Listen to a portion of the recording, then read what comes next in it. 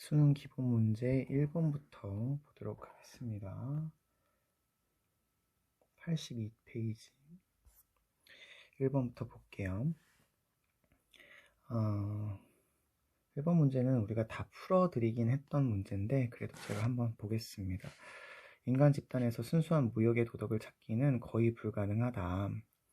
여기 집단 안에서 순수한 무역의 도덕이라고 하는 것이 개인 윤리적인 차원이다, 이렇게 생각을 하시면 좋겠죠.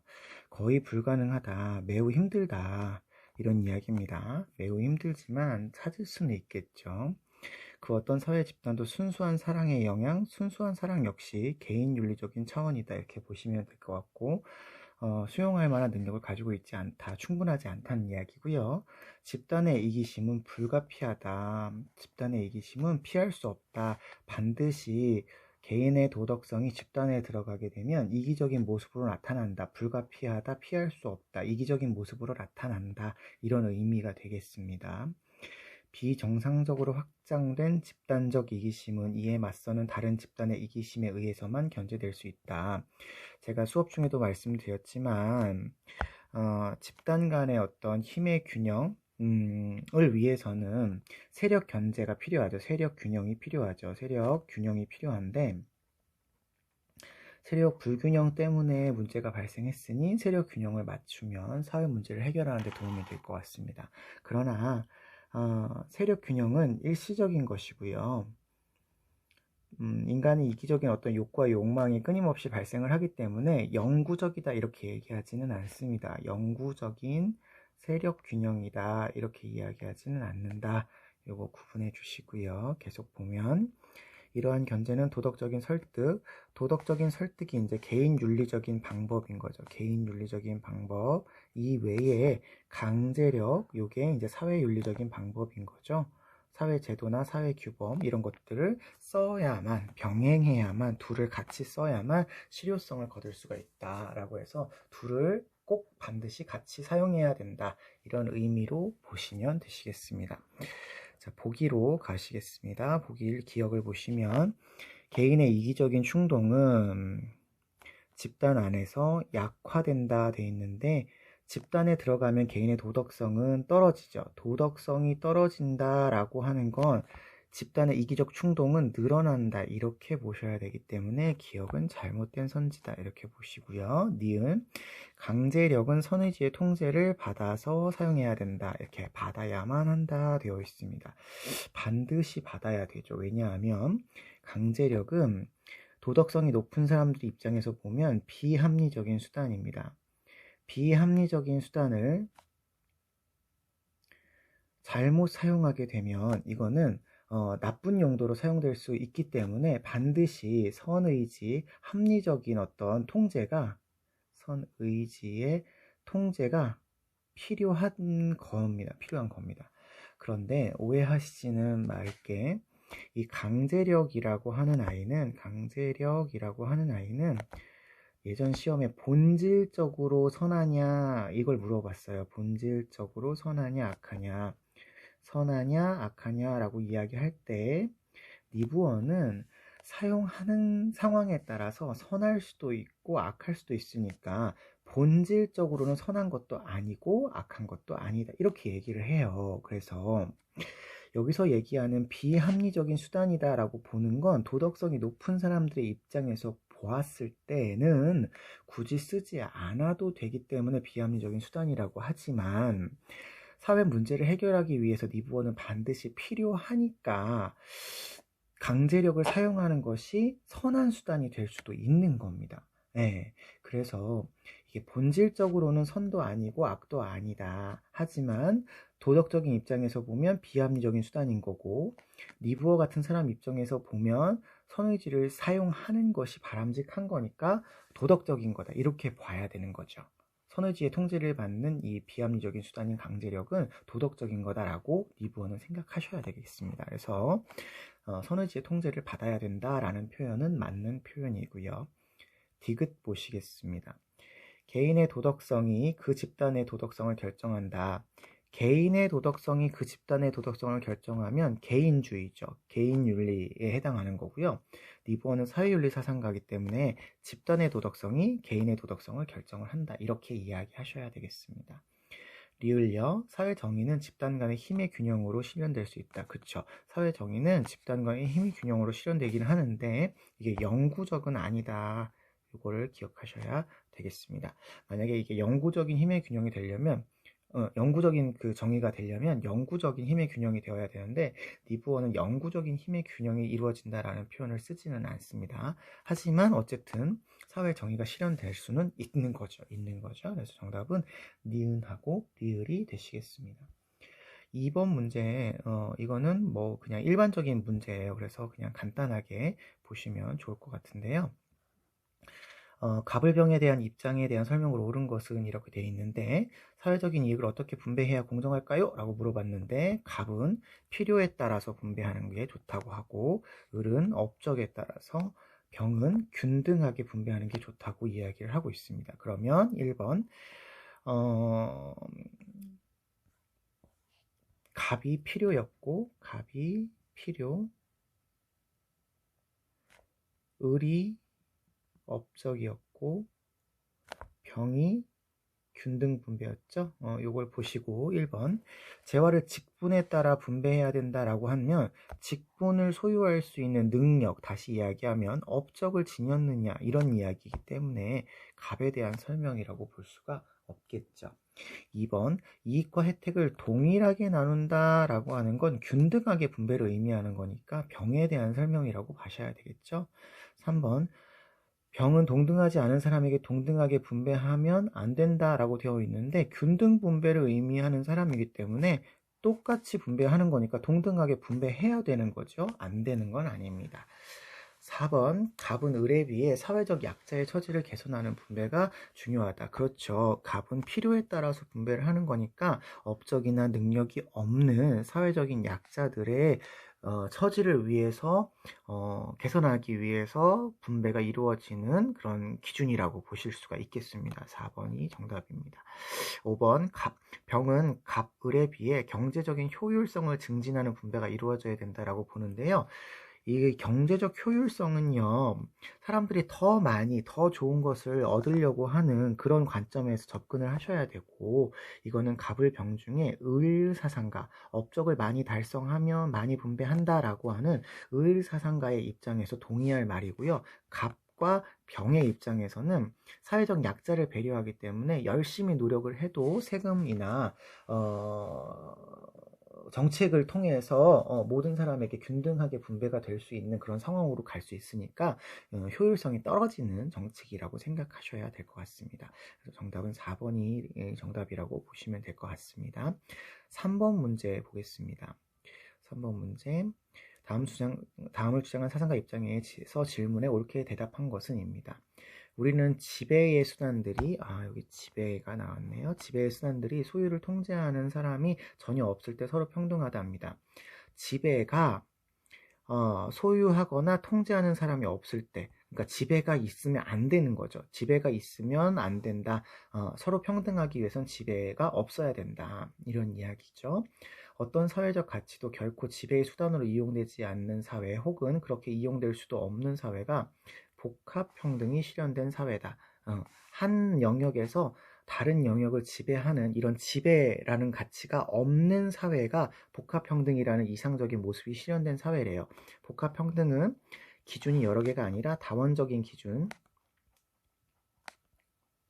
다원적 정의의 기준이 존재하는 그런 정의를 이야기하는 거죠. 그래서 다원적 그 평등이 실현된 사회라서 하나의 영역에서 지배를 가지고 있는 사람이 다른 영역의 지배의 어떤 통제를 행사하면 안 된다를 이야기하고 있습니다. 지배는 사회적 가치들, 사회적 가치, 이거 중요한 표현이죠. 가치는 그냥 보편적인 가치가 있는 것이 아니라 사회적 가치가 있다. 사회적으로 가치가 나누어진다. 상호 구분되는 내적 근거들에 의해서 배분되는 경우에만 배제된다. 그쵸? 근거들에 의해서 구분이 되는 곳에서만 지배가 이루어져야 되는 거지 다른 영역까지 지배가 이루어지면 안 된다를 이야기하는 거라서 이게 왈처 선생님의 복합평등으로서의 정의를 의미하는 제시문입니다. 자, 그러면 왈처는 1번 구성원들의 동일한 사회적 가치를 동일한 양으로 소유해야 되느냐라고 했는데 아까도 말했지만 위에서 사회적 가치라고 하는 게 동일하지 않죠. 동일한 가치라고 이야기할 수가 없습니다. 그래서 동일한 양도 당연히 아니에요. 그래서 아니요 이렇게 하셔야 되겠고요. 2번 모든 종류의 지배로부터 자유롭게 되었을 때 정의는 실현될 수 있는가? 네, 이거 맞습니다. 왈처에게서의 지배는 한 영역에서의 지배력을 가진 것을 다른 영역에서 지배력을 행사하는 거라고 이야기하기 때문에 이런 지배로부터 자유로워야 좋은 정의다 이렇게 이야기합니다. 정답은 2번이네요. 3번 보겠습니다. 분배적 정의와 관련된 모든 가치는 사회적 가치냐? 그렇죠. 당연히 사회적 가치라고 해야죠. 이거 잘못된 설명이고요. 4번 사회적 가치들은 역사적이고 문화적인 특수성을 지녔느냐? 그렇죠. 그 사회에서 그게 중요한 이유는 그 사회의 역사와 문화의 영향을 받았기 때문인 거죠. 그래서 아니오는 잘못된 설명이고요. 5번 모든 사회적 가치는 각각 고유한 분배 영역을 구성하는가? 그렇죠. 각각의 고유한 영역. 선생님이 내용 설명해 드릴 때 경제적인 영역이 있고 정치적인 영역이 있고 공권력이 있고 그리고 교육적인 영역이 있고 뭐 복지 영역이 있고 이렇게 여러 가지를 이야기했잖아요. 그러니까 각각의 고유한 영역이 있어야 되고 지배는 이렇게 한 영역에서의 어떤 영향력을 행사하는 것이 다른 지역으로 이렇게 전파되는 걸 지배라고 하기 때문에 이렇게 각각의 고유한 영역의 영역들이 선명하게 나누어져 있는 분배 형태가 정의로운 거다라고 왈처는 이야기합니다. 그래서 아니오가 아니고 예라고 대답해야 되겠죠. 그래서 정답은 2번으로 찾아주시면 되시겠습니다. 4번 보겠습니다. 4번은 우리가 선생님이 요거 건너뛰고 이야기했는데요. 일단은 볼게요. 왜냐하면 앞에서 했던 거니까. 이로움에 대해서만 말해서는 안 된다. 진정 중요한 것은 인의다. 인의는 우리가 인의 예지할 때 인의니까 이거 도덕성이죠. 그러면 도덕성이 이로움, 이익보다 우선되어야 된다. 이런 이야기잖아요. 그런 인의예지의 도덕성을 강조하는 사상가는 유교 사상가죠. 유교 사상가입니다. 순임금과 도척의 갈림길은 다른 것이 없다. 이익을 추구하느냐 선을 추구하느냐의 차이이다. 그렇죠. 좋은 사람과 나쁜 사람은 선을 추구하느냐 이익을 추구하느냐의 차이에서 발생을 하는 거다. 그래서 유교에서는 이익을 추구하는 것보다 도덕성을 강조한다. 이렇게 보시면 되는데 이 사상가는 맹자 선생님이시지만 우리는 유교 사상가로 그냥 풀어주시면 될 것 같습니다. 자, 을을 보시면 정의는 절대 용기 지혜가 모두 국가 안에서 생기게 하는 힘을 주고 일단 생기면 그것들을 보장을 가능하게 하는 거래요. 지혜, 용기, 절제, 정의라고 하는 네 가지 덕을 이야기하네요. 그리고 절제, 용기, 지혜가 잘 보존되면 정의가 나타난다. 이런 얘기를 하는 거죠. 각자가 각자 성향에 맞는 각자의 일을 하는 것이 정의이다. 이렇게 얘기하고 있으시니까 이거 플라톤 선생님이 되실 것 같습니다. 플라톤 선생님이 되시네요. 제가 뒷단원 8단원에서 어차피 유교 동양 사상에 대한 정의 국가관에 대해서 이야기를 할 거라서 동양의 정의관은 보지 않고 넘어갔습니다. 시험 문제도 이 부분에 대해서는 그렇게 막 구체적으로 나오는 건 아니기 때문에 그래서 우리가 8단원 이야기 하면서 정의 이야기 동양에 관련된 정의 이야기는 다루어 보도록 할게요. 어쨌든 1번 옳음보다는 이익을 중시하면 사회는 혼란해진다 이렇게 이야기하고 있습니다. 예, 그렇죠. 이게 지금 적절한 걸 고르는 건데 이익을 추구하면 안 되고 안 되는 게 아니고 옳음을 추구해야 된다. 이렇게 옳음이 더 강조되어야 된다. 이렇게 이야기하는 거니까 이게 맞는 거네요. 1번이 정답입니다. 유교니까요. 2번 좀비 친서를 분별하지 않고가 아니라 분별해야죠. 분별하고 옳음을 실천해야 된다. 이렇게 이야기해야 되겠습니다. 3번 플라톤은 정의로운 국가는 철학과 정치 권력이 분리될 때 실현된다라고 했는데 철학은 지혜거든요. 지혜를 갖추고 있는 이제 사람들을 이제 철인이라고 하고 그리고 그 지혜를 이야기하는 게 철학인데 정치는 지혜로운 사람이 해야 되잖아요. 그래서 분리가 아니라 하나가 될 때여야 된다. 이렇게 이야기합니다. 4번 개인은 정의롭게 되는 것이 불가능하나 국가는 가능하다 이렇게 이야기하는데요. 개인이 정의로운 것은 자기의 역할을 각자의 역할을 잘하면 정의로운 거죠. 각자의 역할을 잘하는 게 정의로운 겁니다. 그러니까 불가능하나 아니다 이렇게 보시면 되겠습니다.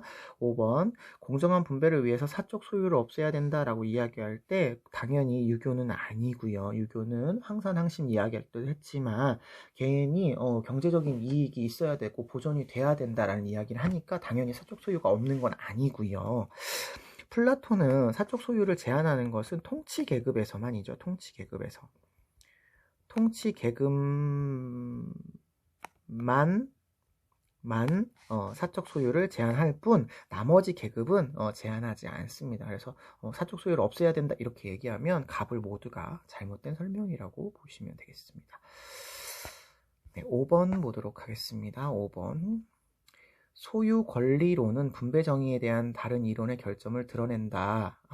이 사람은 소유 권리론을 주장을 하시는 거죠. 그러면 이거는 벌써 노직 선생님의 글이라는 것이고, 노직 선생님은 정의에 관한 다른 이론, 즉 롤스의 정의의 이론을 비판을 하신 분으로 우리가 알고 있으시죠. 소유 권리에 입각한 원리들은 정의에 관한 역사적인 원리랍니다. 그러니까 소유가 이루어지는 역사적인 과정을 굉장히 중시하죠. 그런데 공리주의는 두 분배 상태를 비교할 때 어느 양이 더 유용성을 갖는가를 고려하고 그 총량이 동일하면 더 평등한 분배를 선택한답니다. 그러니까 공리주의식의 어떤 결과를 고려한 선택을 강조하는 것은 노직이 이야기하는 게 아니라는 거죠. 계속 공리주의가 분배해서 유일하게 고려하는 것은 누가 무엇을 갖게 되는가의 문제이다. 하지만 정의의 역사적인 원리에 따르면 역사적으로 정의 소유의 과정이 정당하면 결과는 고려하지 않는다라고 하는 노직 선생님의 절차적 정의를 의미하는 그런 말인 것 같아요. 그래서 기억에는 그런 표현이 들어가시면 될 것 같은데 1번 정형적 원리에 부합하는 분배 결과만이 정의롭다 이렇게 되어 있는데 노직 선생님도 절차적 정의를 추구하는 사람이기는 하고 정의의 원리, 정의의 원칙이라는 게 존재를 하기는 합니다만 노직의 정의의 원칙은 정형적 원리가 아니라 비정형적 원리죠. 비정형적 원리. 정형적과 비정형이 조금 구분이 어려우면 이렇게 생각하시면 돼요. 정형적 원리는 내가 원하지 않아도 해야 되면 정형이고요. 내가 원하지 않으면 안 해도 되는 거, 이거는 비정형입니다. 내 마음대로 할 수 있는 거. 내 마음대로 분배가 가능하면 이거는 비정형인 거예요. 근데 롤스 선생님과 같이 정의의 원칙이 딱 정해져 있어서 무조건 언제나 어디서나 그 보편적인 정의의 원칙에 따라서만 분배가 되어야 되는 건 내가 원하지 않아도 해야 되는 거라서 정형적 원리라고 이야기할 수 있겠습니다. 하지만 노직 선생님은 비정형적 원리를 따르기 때문에 이거는 잘못된 설명이라고 보시면 되겠고요. 2번을 보시면 개인의 과거 행위 역사죠. 역사가 소유물에 대한 자격을 창출한다. 그렇습니다. 과거에 이 사람이 어떻게 소유에 대한 역사를 거쳤느냐, 노동을 투여했느냐, 정당하게 이전을 했느냐 이런 것들이 소유물에 대한 자격을 창출하죠. 그래서 2번이 정답이네요. 3번 두 분배 결과가 동일하면 분배의 정당성도 동일하다 이렇게 얘기하는 건 아까 공리주의식인 거죠. 이 로직 선생님은 결과를 고려하지 않습니다. 결과를 고려하지 않고요. 그리고 결과가 동일해야 된다 이렇게 얘기하지도 않아요. 절차만 아까 이야기한 정의의 원칙을 잘 따르면 결과는 차등적이어도 괜찮습니다. 그래서 이런 것도 잘못된 설명이라고 볼 수 있겠고요. 여기 4번 공정한 절차를 따르게 되면 균등한 결과가 보장된다 했는데 균등한 결과가 나올 수도 있고 안 나올 수도 있죠. 보통은 안 나오게 됩니다. 왜냐하면 그냥 절차에 따르기만 하면 되니까 누가 1등하고 누가 꼴등 하는지는 상관이 없어요. 그래서 균등한 결과가 안 나올 가능성이 매우 높죠. 보장되지 않습니다. 결과를 고려한 분배를 하지 않기 때문에 그렇죠. 5번 소유의 과정의 정당성이 아니라 분배의 결과가 중요하다 했는데 아까 말씀드렸다시피 절차적 정의를 강조하니까 과정의 정당성이 노직한테는 훨씬 더 중요하죠. 아니라가 잘못됐네요. 정답은 2번 이렇게 찾아주시면 되시겠습니다. 6번 문제 보도록 하겠습니다. 6번.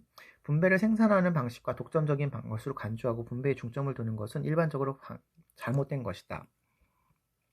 생산하는 방식과는 독립적인 것으로 간주하고 분배를 생산하는 방식과 독립적이지 않다는 이야기를 하는 것이죠. 그러니까 소비 수단의 분배는 생산 조건 자체를 분배하는 것의 귀결일 뿐이다. 그러니까 소비 수단의 분배는 생산 수단 조건 자체를 분배하는 것의 귀결일 거래요. 이 말이 조금 어렵죠. 예, 소비 수단의 분배는 소비하는 수단을 분배하는 것은 생산 조건 자체를 분배하는 것이라는 거예요. 그러니까 결국 우리가 소비를 할 수 있는 건 생산 조건에 따라서라는 거죠. 하지만 생산 조건의 분배는 생산 방식 자체의 특성이랍니다. 생산 조건의 분배는 생산 방식을 어떻게 하느냐의 특성이랍니다. 말이 좀 어렵습니다만 생산 방식을 좀 강조하시는 분 같아요. 두 번째 점을 보시면 자본주의 체제 안에서는 예속 상태를 벗어나기 위해서 노동자들은 정당한 노동일에 대한 정당한 임금이라는 보수적 표어 대신에 임금제도의 철폐라는 혁명적 구호를 자기 기치에 써 넣어야 된답니다. 그러니까 예속 상태라고 보고 있는 거죠. 자본주의 체제 안에서는 노동자가 자본가에 예속된 노동을 할 수밖에 없고 임금제도의 철폐, 임금제도라고 하는 것 자체가 문제가 있으니까 이걸 없애라고 하는 혁명을 외쳐야 된답니다. 그래서 최종적인 공산주의 사회가 되면 자본주의 체제를 없애는 현실적인 운동이라고 보고 있으니까 공산주의를 지향하고 있는 거죠. 그러면 이 사상가는 공산주의를 이상적인 사회로 제시하고 있는 마르크스 선생님이다 라고 우리가 알 수 있을 것 같습니다. 마르크스는 계속해서 나오고 계시는 분이니까 쉽게 알 수 있을 것 같습니다. 기억, 자본가의 이익은 노동자의 노동을 착취한 결과다. 그렇죠. 자본가는 노동자가 강제로 노동을 하게 해서 정당한 노동의 대가를 지불하지 않아서 자본가가 이익을 얻는 거죠. 맞는 표현이네요. 그 다음에 니은을 보겠습니다. 이상사회에서는 모든 구성원이 자유롭고 평등하다. 맞습니다. 이상사회가 되면 더 이상 예속된 노동을 하지 않고 자기가 원하는 노동을 하죠. 그리고 필요에 따라서 분배가 이루어지기 때문에 평등하게 분배도 이루어지게 됩니다. 그래서 니은도 맞는 설명이다 라고 보시면 좋겠고요. 디귿. 생산수단이 공유가 되고 모든 개변이 소멸되는 과정은 필연적으로 도래한다. 그렇죠. 마르크스는 공산주의 사회라는 곳에서 생산수단이 공유화되고 모든 계급, 국가가 소멸을 한다. 이렇게 얘기를 했고요. 그런 사회가 반드시 일어날 거라고 예상을 하셨어요. 그래서 디귿도 맞는 표현입니다. 리을을 보시겠습니다. 노동자와 자본가의 계급적 대립은 자본가들이 해결할 수 있다 돼 있는데 아까 위에 글씨에서도 보셨지만 예문에서도 보셨지만 노동자가 들고 일어나는 혁명을 하는 거죠. 그래서 정답은 기억, 니은, 티귿이 정답이다. 이렇게 찾으시면 되시겠습니다. 7번 보도록 하겠습니다. 사회는 혜택을 받은 자들에게 더 매력적인 전망을 허용함으로써 혜택을 받지 못한 자들의 이익이 도모되지 않는 한 그러한 전망을 보장하지 않아야 한다. 복잡하게 지금 단어가 문장이 되어져 있는데 혜택을 받은 자가 있고 혜택을 받지 못한 자들이 있대요. 그런데 혜택을 받은 자들이 매력적인 전망을 허용을 하는 것은 혜택을 받지 못한 사람들의 이익이 도모되지 않는 한 보장되지 않아야 된다는 건 이익을 도모해야 된다는 얘기잖아요. 그때 우리가 보통 이 혜택을 받지 못한 사람들을 가리켜서 최소한으로 혜택을 받은 사람이다 라고 해서 최소수혜자 이렇게 부르죠. 그러니까 최소수혜자의 이익을 도모를 해야 이 혜택을 받은 사람들의 매력적인 전망을 허용할 수 있고 혜택을 받지 못한 최소수혜자의 이익을 도모하지 않으면 이미 그 혜택을 많이 받은 사람들에게 매력적인 전망을 허용할 수 없다. 이런 이야기를 하고 있는 거예요. 처지가 나은 자들이 더 높은 기대치는 그것이 최소수혜자들의 기대치를 향상시키는 체제의 일부로 작용할 때 인정이 된다. 체제의 일부로 작용할 때. 그러니까 이거 최소수혜자가 잘 될 거다라고 하는 기대치를 높이는 이런 어떤 체제가 마련되어 있을 때에 처지가 나은 사람들에게 더 좋은 혜택이 돌아갈 수 있는 그런 모습이다. 이런 거잖아요. 그러니까 최소 수혜자를 우선적으로 배려하는 차등 분배, 차등의 원칙을 지켜라 라고 이야기하는 사람이니까 요게 롤스 선생님이시고요. 롤스는 정의의 원칙이 적용되는 질서정연한 사회가 되는 체제를 엄청 강조한 사람입니다. 질서정연한 사회 체제가 되면 그 사회는 올바른 사회다 이렇게 얘기를 해요. 그러니까 질서정연한 원칙이 마련되어 있으면 그 속에 있는 사람들의 분배는 어떻게 되든 상관이 없다 이렇게 보는 사람들인 거죠. 자, 그러면 롤스를 골라보시면 될 것 같습니다. 1번. 원초적 입장에 놓여 있다면 개인들은 일반적인 지식을 지니지 않는답니다. 원초적인 입장에서는 무지의 베일을 썼다 해서 무지한 부분도 있지만 아는 부분도 있다라고 제가 말씀을 드렸잖아요. 무지한 부분은 개인의 특성, 개인의 특별함을 몰라요. 특별한 어떤 성향이라든지 성별이라든지 국적이라든지 뭐 이런 것들은 모르지만 아는 거는 일반적인 사실, 즉 경제적이고 심리적인 일반적인 사실은 알죠. 그래서 일반적인 사실은 안다 이렇게 이야기하셔야 되겠습니다. 업적에 따라서 분배해야만 경제적 불평등이 정당화된다라고 했니? 라고 하는 그런 기준이잖아요. 그래서 이 업적은 행위의 결과입니다. 결과를 가지고 분배를 하는 것은 경제적 불평등이 정당화되지 않습니다. 경제적 불평등은 최소 수혜자에게 이익이 되는 대로 분배를 하는 게 정당화되기 때문에 최소 수혜자가 이익이 되는 절차를 따라야 되죠. 절차를. 그래서 롤스는 절차가 공정한지 안 공정한지가 중요한 사람이라서 절차적 정의를 지향하는 사람이라고 이야기하고 절차가 공정하면 결과에서의 불평등이 나타나는 것을 허용하는 사람입니다.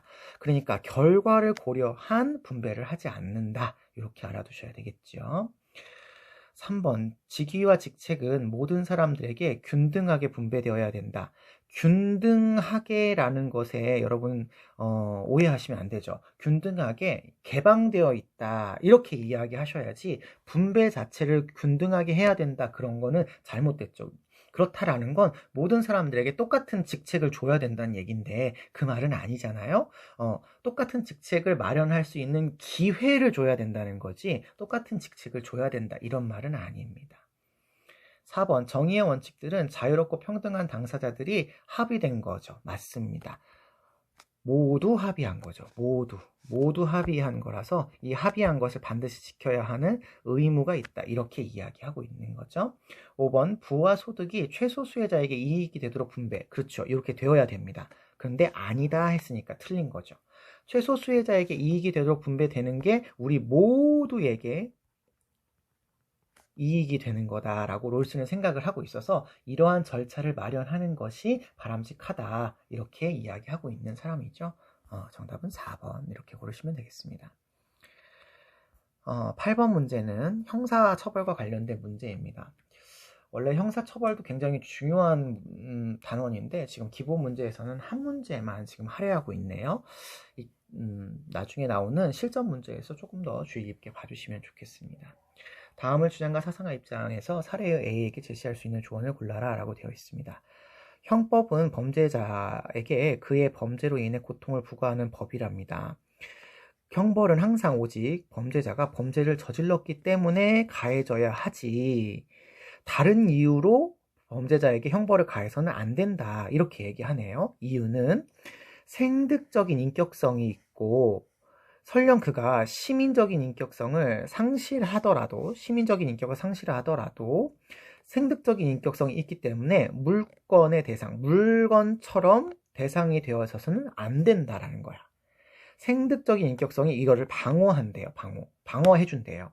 그러니까 생득적인 인격성은 그가 시민적인 인격성을 다시 말해서 범죄를 저질렀다 하더라도 계속 유지가 되기 때문에 이 사람을 물건처럼 대우하면 안 된답니다. 그러니까 인간을 수단으로 대우할 수 없기 때문에 범죄자가 범죄를 저질렀다는 그 이유만으로, 오직 그 이유만으로 처벌을 해야지, 목적으로 대하는 차원에서 처벌을 해야지 다른 것으로 이해한 수단으로서 형벌을 가하면 안 된다, 이런 이야기를 하고 있는 거죠. 형벌의 법칙은 그래서 하나의 정언 명령, 고정되어 있는 명령이다, 이렇게 이야기하고 있으니까 이 사상가는 칸트 선생님이 되실 것 같습니다. 그러면 사례를 보시면 고등학생 A는 사형제도 유지에 대한 3번 토론을 준비하고 있는데 A는 사형제도의 대안으로서 사법에게 종신노역형을 부각하는 것이 어떤 건지 고려하는 중이랍니다. 칸트는 여러분, 죄를 지었으면 그에 합당한 처벌을 해줘야 그 사람이 죄를 지은 행동을 한 것을 책임지는 거라고 이야기했죠. 인간은 목적적인 존재로 당연히 존중을 해야 되는데, 이 생득적인 인격성을 가졌으니까 그러기 위해서는 책임질 수 있도록 만들어 주어야지만 된다라고 이야기하시는 게 칸트의 입장이에요. 그래서 죄와 처벌의 동등성을 추구하는 칸트는 살인이라고 하는 생명을 앗아간 행위를 한다라고 하는 경우에는 그대로 생명을 앗아가야만 이게 그 사람이 책임을 지는 것이고, 책임을 지는 게 만드는 게 인격적으로 존중하는 거다라고 생각하기 때문에 종신노역형을 부과하는 것에 반대하는 입장이겠죠. 1번, 살인자에 대한 동등한 처벌은 오직 사형뿐입니다. 그렇죠. 이렇게 이야기하셔야 되겠습니다. 맞는 답을 고르는 거죠. 예, 1번이 정답이네요. 2번, 살인범의 존엄성이 반드시 보장될 필요는 없습니다. 아니에요. 살인범도 아까 얘기한 것처럼 생득적인 인격성을 갖고 있기 때문에 존중되어야 됩니다. 그래서 사형을 해야 되는 거죠. 보장될 필요 없습니다. 잘못됐고요. 동등성의 원리에 따라서 모든 범죄에 적용해야 되는 거죠. 안 되는 건 아닙니다. 4번, 범죄 예방을 위해서, 다른 말로 예방을 수단으로 하기 위해서, 이런 말이에요. 예방의 수단으로 살인범에게 형벌을 부과해야 되는 거 아니라고 했죠. 죄를 저질렀다는 이유만으로 해야지 범죄 예방이라는 다른 목적을 위한 수단이어서는 안 된다. 5번, 살인범에게는 자신이 끼친 해악보다 더 큰 고통을 부과해야 된다? 아니죠. 죄와 처벌이 같아야 되는 거죠. 똑같이 부과해야 되는 거라서 더 큰 고통은 아닌 거죠. 정답은 1번, 이렇게 보시면 되겠습니다. 여기까지 기본 문제고요. 실전 문제 보도록 하겠습니다. 84쪽에 실전 문제 1번부터 보겠습니다. 1번, 자비심과 사회적 선의지는 결코 순수하거나 강력하지 않다. 결론적인 이야기지만 요 말은 결국은 개인 윤리적 차원의 설명인 거죠. 개인 윤리적 차원의 어떤 내용들은 순수하지 않다, 강력하지도 않다. 우리 자신의 권리나 욕망에 비추어, 화면이 조금 어두워져서 제가 밝게 해놓고 할게요. 비추어서 다른 사람의 권리와 욕망을 고려할 수 있는 합리적인 능력도 충분히 발달되어 있지 않다. 이 합리적인 능력도 그러니까 개인 윤리적 차원인 거죠. 따라서 가장 친밀한 사회 집단보다 규모가 큰 사회적 협력 모두는 일정한 강제성을 요구한대요. 그러니까 큰 사회적 협력이 되려면 일정한 강제성이라는 게 있어야 된다, 이런 이야기입니다. 그러니까 강제성은 사회윤리적 차원이라고 이야기할 수 있겠죠. 사회윤리적 차원이다. 그러면 어떤 국가도 순전히 강제성에 의해서만 통일성을 유지하는 것은 불가능하지만 강제성 없이 국가를 보존하는 것은 더욱 불가능하다 했으니까 강제성이 있어야 되긴 하지만 충분한 조건은 아니다, 이런 이야기가 될 것 같습니다. 충분한 조건은 아니다, 이런 얘기죠. 필요는 하지만 충분한 조건은 아니다. 충분하지는 않은데 필요는 하다. 이거 계속 나오는 거니까 여러분 기억을 잘 해주셔야 되겠죠. 1번, 인간 지성과 선의지가 증가하면, 인간 지성과 선의지는 개인 윤리적 차원이죠. 개인 윤리적 차원에서 도덕성이 증가하면 집단의 영구적인 힘의 균등이 실현되냐. 일단 힘의 균등이 실현되기 위해서는 사회 문제가 해결되는 거니까 개인 윤리적 측면과 사회 윤리적인 측면이 함께 가야 되잖아요. 그러니까 개인 윤리가 증가한다고 이런 힘의 균등이라고 하는 문제가 해결되지 않습니다. 해결되지 않아요. 왜냐하면 사회 윤리인 강제성이 반드시 있어야 되니까요. 그런데 영구적인이라고 하는 표현도 리브원은 사용하지 않습니다. 영구적이라고 하는 건 영원히 지속되는 이런 뜻이거든요. 그러니까 리브원은 현실적으로 힘의 균등을 이룰 수는 있지만 이게 영원히 지속된다 이렇게 이야기하는 사람은 아니거든요. 그래서 1번이 잘못된 설명이고요. 2번 개인의 도덕적 자각은 사회 집단의 정의 실현을 위해서 필수적으로 요구된다. 개인의 도덕적 자각이라고 하는 것도 역시 개인 윤리적 차원인 거죠. 이런 게 사회 집단의 정의 실현, 사회 문제를 해결하는데 필수적으로 요구된다래요. 이거 줄이면 필요하다잖아요. 필요하다? 그러니까 필요하다니까 요거는 맞는 표현이죠. 근데 충분하지는 않죠. 충분하지는 않다. 하지만 필요하다니까 맞는 표현입니다. 이거 옳지 않은 거니까 1번이 정답이네요. 3번 사회 정의 달성을 위해서 강제력의 요인은 윤리적인 요인에 의해 인도되어야 한다라고 보고 있는데 강제적인 요인은 아까 말한 것처럼 사회 윤리적 차원인 거고 윤리적인 요인은 개인 윤리적 차원인 거죠. 개인의 도덕성 차원인 거예요. 그래서 개인의 도덕성에 인도가 있어야 된다. 다른 말로 선의지의 통제를 받아야 된다. 이 말과 같은 표현이에요. 통제를 받아야 된다. 그러니까 이것도 맞는 표현이고요.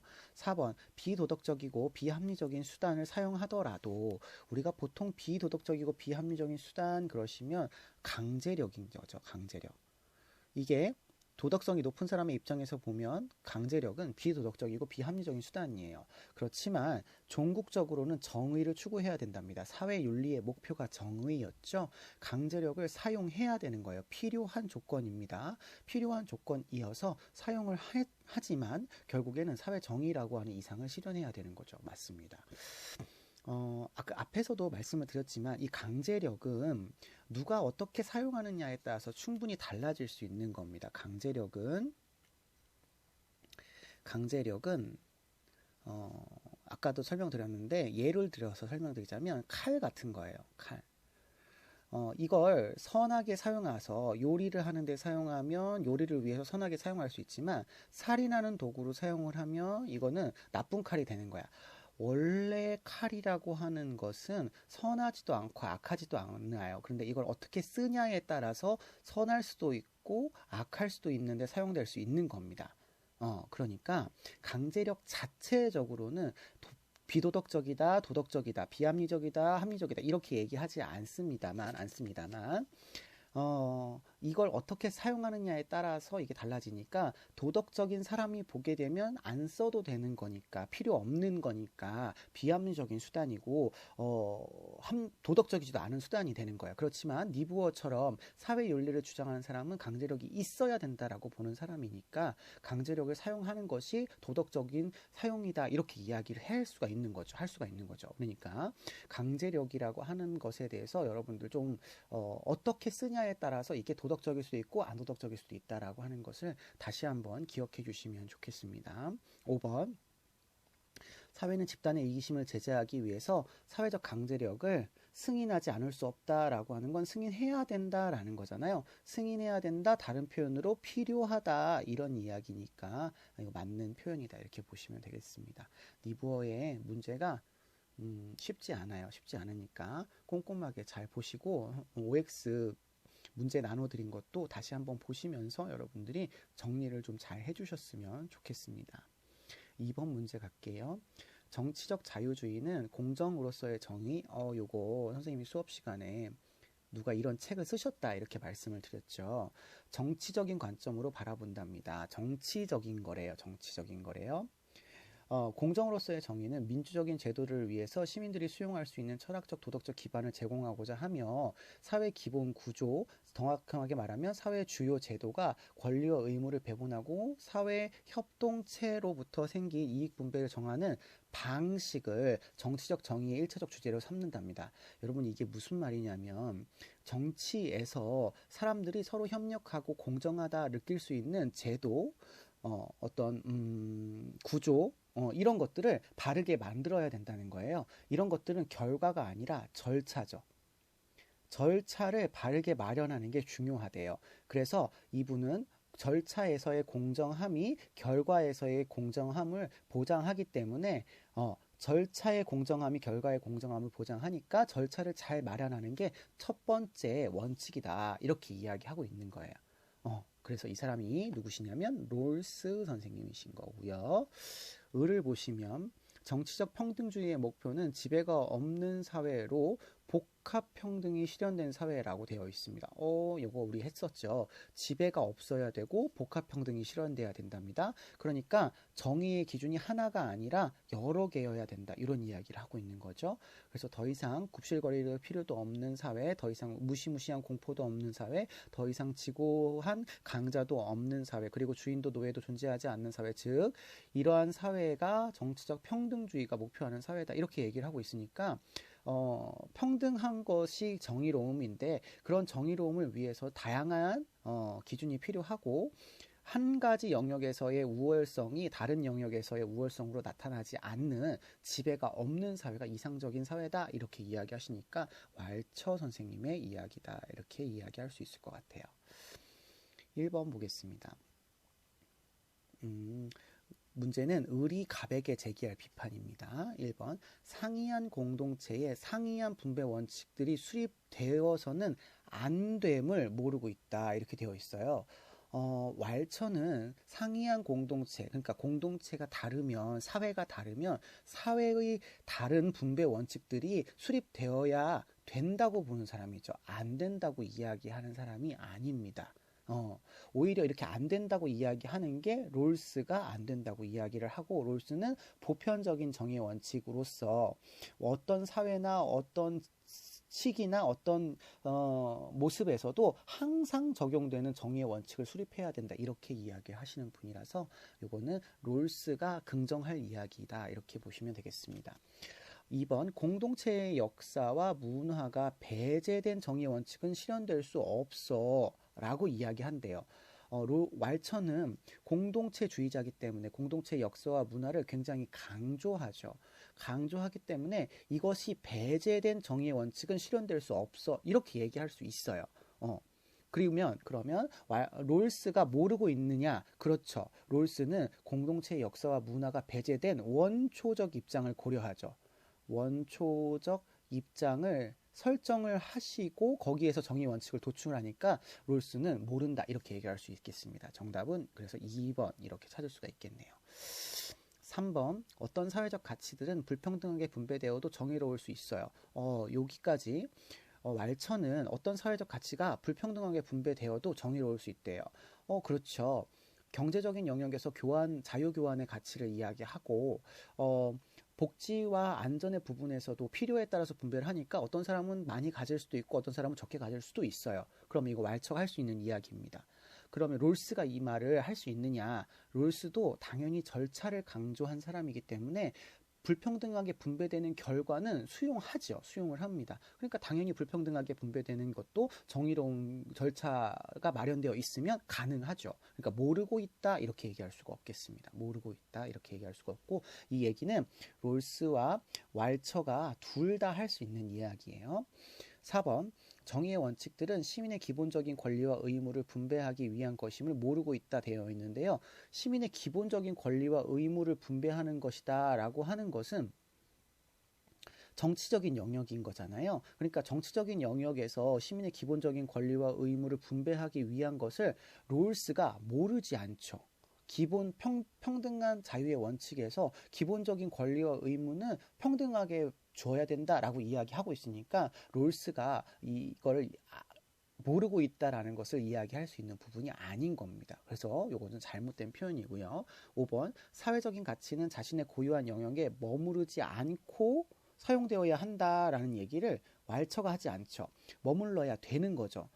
경제 영역이면 경제 영역에서 머물러야지 이게 다른 영역에 예를 들면 정치적인 영역에 지배를 행사하면 안 된다라고 이야기하고 있기 때문에 머물러야 되는 거고, 머무르지 않았다라고 하는 것은 왈처가 동의할 수 없는 표현입니다. 그래서 왈처가 동의할 수 없는 표현이라 이 선지는 잘못된 선지다 이렇게 얘기할 수 있겠네요. 정답은 2번입니다. 3번 보겠습니다. 3번은요. 부분적인 정의는 부분적 정의의 하나의 유형은 정치체제를 함께하는 공동체 구성원들 간에 나눌 수 있는 명예, 부 등의 분배에서 찾을 수가 있답니다. 당사자들이 동등함에도 동등하지 않을 몫을 분배하게 되면 싸움이 생긴대요. 그러니까 뒤집어서 얘기하면 동등하면 동등한 몫을 줘야지 동등하지 않은 몫을 주면 문제가 된다. 이런 얘기네요.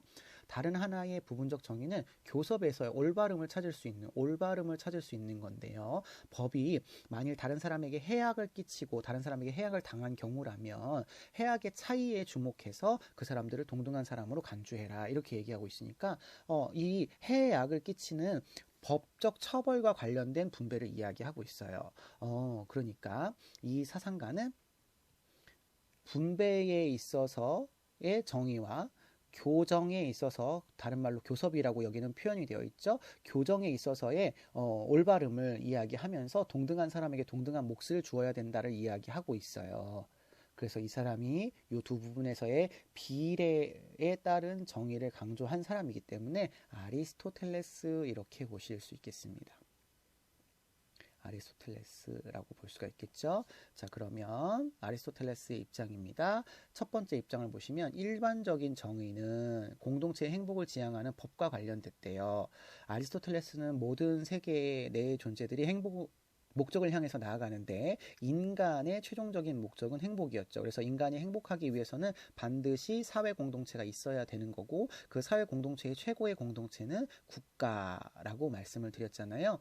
그래서 국가가 잘 유지되기 위해서 법을 잘 준수하는 것이 일반적인 정의다라고 제가 말씀을 드렸으니까 이거는 맞는 입장이다 이렇게 볼 수가 있겠습니다.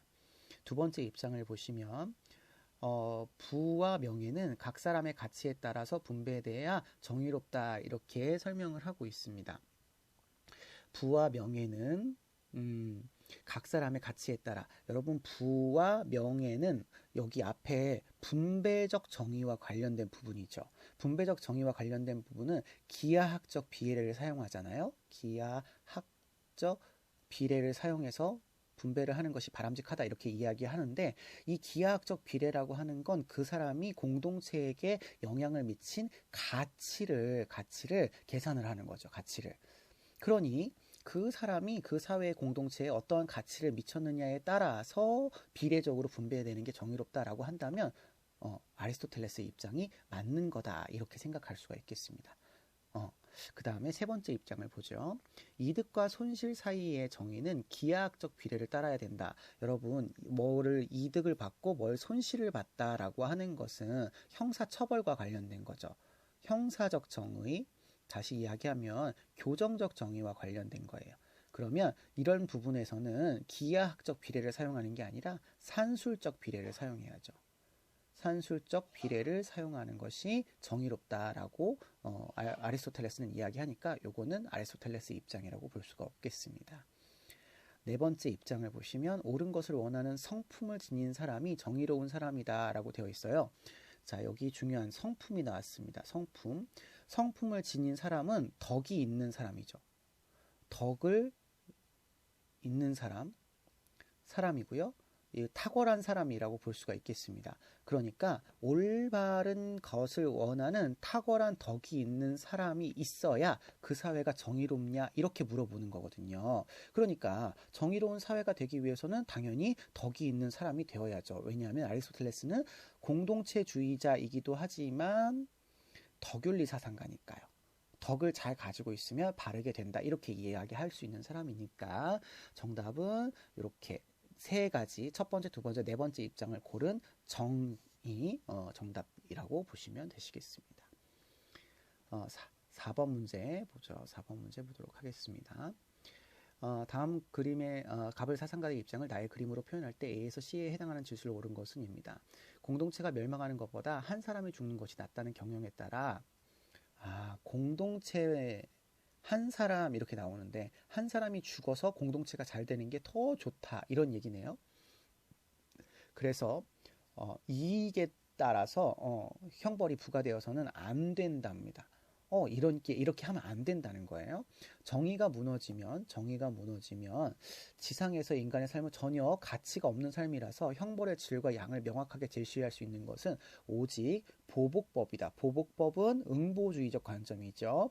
응보적이다. 응보라고 하는 것을 기준으로 해서 얘가 처벌을 받는 이유는 무엇을 이익을 위해서, 공동체가 잘 멸망하지 않는 이익을 위해서 처벌을 하는 것이 아니라 죄를 지었기 때문에 그 죄에 상응하는 처벌을 받는 것이지, 다른 이유로 처벌을 하는 것은 인간의 삶을 가치 없게 만드는 거다. 이렇게 이야기하고 계시는 분이에요.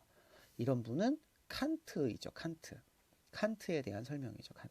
칸트 응보주의적 관점에서 오로지 죄를 지었기 때문에 처벌을 받아야 된다. 이렇게 보는 입장입니다.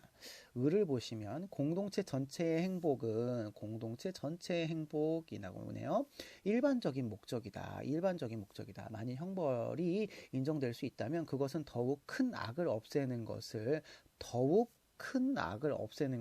보장하는 한에서만 되어야 된다. 이렇게 얘기하네요. 그러니까 이 사람은 공동체 전체 행복을 위해서 좀 더 큰 악을 없애는 목적으로 형벌을 사용해야 된다. 이렇게 얘기하고 있으니까 공동체의 행복을 위하는 거죠. 그러니까 이거는 수단적인 어떤 목적을 통해서 형벌을 집행해야 된다는 이야기를 하고 있는 겁니다. 계속 형벌은 범죄자의 행위와 그 외 일반인들의 행위를 통제해야 된대요. 그러니까 일반인들한테도 본보기가 될 수 있도록 형벌을 집행을 해서 일반인들이 범죄 행위를 저지르는 것을 예방하는 거죠. 예방의 목적을 가지고 형벌을 부과해야 된다. 이렇게 이야기하고 있는 사람입니다. 이 사람이 누구냐면 공동체 전체 행복, 사회의 행복, 최대다수 최대 행복을 이야기하시는 벤담 선생님이시죠. 벤담의 이야기라고 볼 수가 있겠습니다. 그래서 벤담 선생님은 처벌하는 것은 사람들한테 고통을 주는 것이니까 그 자체로는 악이지만, 처벌을 함으로 인해서 사회적인 이익이 증가를 할 수 있다면, 사회적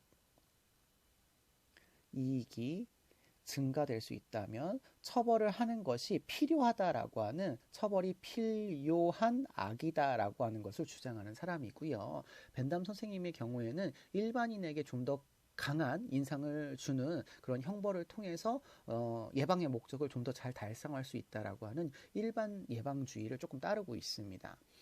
그래서 벤담이라고 보실 수가 있겠는데요. 이런 벤다이어그램 문제 같은 경우에는 칸트와 벤담의 입장을 모두 고려해서 정답을 찾으셔야 됩니다. A부터 보시겠습니다. 1번. 형벌은 교정과 본보기의 방식으로서 작용해야 된다. 이렇게 얘기하고 있습니다. 그러면 교정과 본보기라고 하는 목적을 향해서 수단으로서 작용해야 된다. 이런 표현이 되거든요. 그러니까 요거는 벤담은 동의할 수 있는 표현이지만 칸트는 이런 다른 수단이 아니라 죄를 저질렀기 때문에 처벌을 받는 거야. 이렇게 얘기해야 되니까 요거는 A에 들어갈 수 있는 선지가 아니네요. 2번. 형벌은 최대한 효과적이면서도 관대하게 집행되어야 된대요. 최대한 효과적이다라고 하는 건 효과가 아주 좋아야 된다라는 거야. 그러니까 칸트는 이런 범죄를 통해서 무엇인가 다른 효과를 얻는 것에는 좋아하지 않죠. 하지만 벤담 선생님은 맞아요.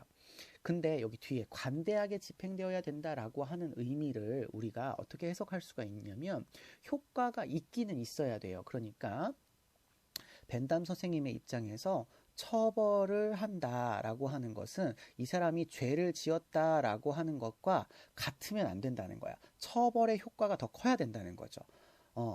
앞에서도 말씀드렸지만 이 사람이 1,000만 원을 훔쳤는데 처벌로 500만 원만 내라고 하면 이 효과가 없겠죠.